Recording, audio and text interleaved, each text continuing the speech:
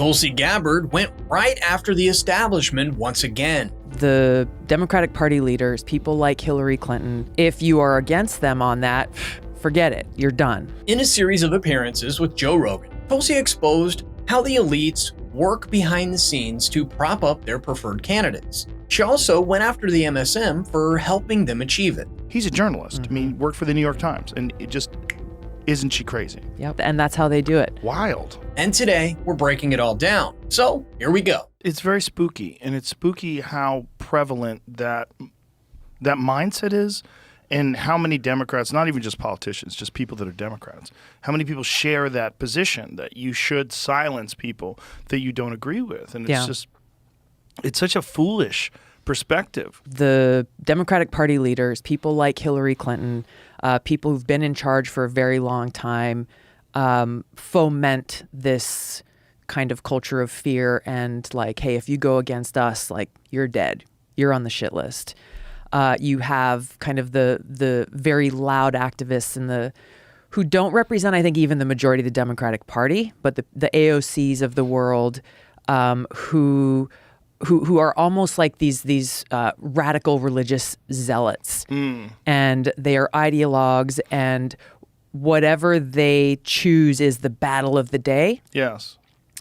If you are against them on that, forget it. You're done. This podcast happened a few years ago, and looking back, a lot of what Joe and Tulsi talked about ended up playing out exactly as they predicted. For instance, last year, the Democrats were out to primary Schumer simply because he worked with President Trump to avoid a government shutdown. Then you have John Fetterman, who has become a target for progressives since he no longer lines up with the ever-shifting party priorities. I mean, I can go on longer, but you get the point. The mainstream media plays a major role in this, helping enforce the boundaries of what's acceptable and what isn't. Tulsi brought up the exact point next, and I don't think she held anything back. It is not when people in the mainstream media talk about, the elections and election fraud and, outside forces coming in and trying to undermine and usurp our elections. They obviously never talk about themselves and how much propaganda they put out to create this facade of a democracy where essentially they work with the power elite in Washington from one party or another, and they basically decide, hey, here's the people that we're okay with voters being exposed to. These are the acceptable people, and here's the people who are unacceptable to the elite, and therefore we got to destroy them. And this is what I went through when I ran for president in 2020, the Democratic primary, from the very first day I announced through the entire campaign. And so they did everything they could to discredit and smear and, media Hillary blackouts Clinton was and all saying this. You were a Russian asset. Exactly. And no member of the media ever said, oh, really? What evidence do you have of that? Right. They just, they repeated the line over and over and over again, and it worked. People believed it. Yeah. To put into perspective how damaging Hillary's comments were, they came right in the middle of the Russiagate frenzy. At the time, she explicitly said, I'm not making any predictions, but I think they've got their eye on somebody who is currently in the Democratic primary and are grooming her to be the third-party candidate, adding, she's the favorite of the Russians. Okay, so think about what that meant back then. This is after years of Democrats and their media allies pushing a made-up narrative about Trump's ties to Russia. Being labeled as an operative practically ended Tulsi's chances. Joe then brought up another example involving Tulsi, and it perfectly showed just how important the media is when it comes to building and reinforcing these kinds of narratives. But before we get there, we have a quick message from today's sponsor. Recently, President Trump signed an executive order declaring it critical for national security that the United States rapidly increase domestic mineral production. The reasoning is straightforward. Our defense systems, infrastructure, and advanced technologies all depend on minerals that are still heavily sourced from hostile foreign powers. Take titanium. It's essential for F-35 fighter jets, naval destroyers, and advanced radar systems, while China currently controls 60% of the global supply chain. The White House has made its position clear.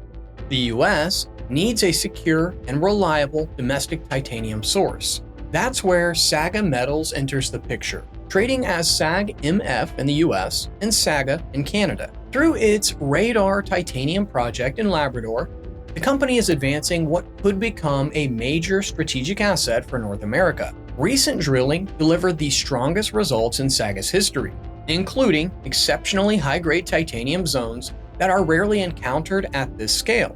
And the momentum keeps building. Saga recently secured $10 million in financing dedicated entirely to drilling, giving the company strong support to expand exploration. They also strengthened their position by acquiring another titanium asset in the same district as the world's largest titanium mine. Interestingly, they secured that ground while Rio Tinto, one of the biggest mining companies on the planet, was actively targeting the same region. With year-round drilling, strong financing, major results, and rising government focus on domestic supply chains, Saga sits in a powerful position. So, if you want to learn more about them, click the link in the description because this story is gaining serious traction. It's amazing when I talk to people, and it happened recently with Alex Berenson. He was like, isn't she crazy? I'm like, what's crazy? How's she crazy? Tell me how she's crazy. And then no examples. I'm like, well, why are you saying that? Like, why does someone say? He's like, yeah, you're right. Like, I don't have an example. He's a journalist. I mean, worked for the New York Times, and it just, isn't she crazy? Yep. Accepting that, and that's how they do it. Wild. That's how they do it. Is like, hey, let's just plant a seed of doubt or suspicion, so that most people, I mean, as a journalist, he's got no excuse, but most people don't have, honestly, they don't have the time. They hear thing, right? one thing, they're like, shoot, like, I got kids, I got work, we got soccer games, we got this, we got that, and you want me to do research? Like, wait, what? Right.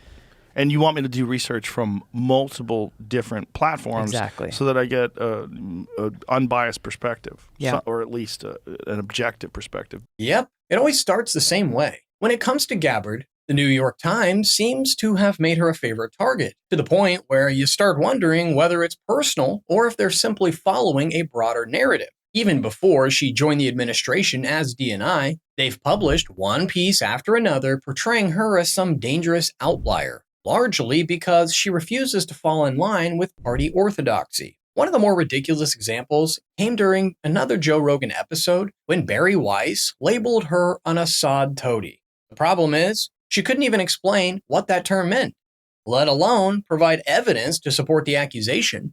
But that's how this type of propaganda works. A label gets attached to someone, it's repeated enough times, and before long, people start accepting it as fact without ever stopping to examine whether it was true in the first place. Tulsi then explained the danger behind all of this, and I think she made some solid points. And you see people who have raised their right hand, like I did, both as a soldier and a member of Congress, to support and defend the Constitution against all enemies, foreign and domestic, directly taking action intentionally to undermine our rights and liberties in the Constitution, to increase their power. That is what is at the core of the problem that we have in this country right now, that our fundamental ideals, values, and principles are being undermined by those who've taken an oath to support and protect them in the Constitution to advance their own selfish interest and their own power. And this is not the Democrat elite are in charge of the White House and in charge of a lot of the administrative state. We see the politicization of the Department of Justice, of law enforcement agencies, of all of these different entities whose mission it is to serve the people, being politicized and that power being abused to advance personal and political interests by those in power. Exactly. It's also why accountability matters so much. With everything that's come out about the previous administrations targeting political opponents, it should be obvious that transparency alone isn't enough. Documents can be released, reports can be written, and hearings can be held. But if nobody faces consequences when wrongdoing occurs, there's little reason to believe the behavior won't repeat itself. The people involved aren't suddenly going to decide that they've all had a change of heart, and, well, we're going to stop doing it now. That's not how politics works. At the end of the day, the only thing that prevents abuse of power is the expectation that crossing the line will come with a real cost. Without that deterrent, the incentives remain the same, and the cycle is only bound to continue. Let me know in the comments your thoughts on the story. Don't forget to like and subscribe, and remember, you heard it here at the Dais.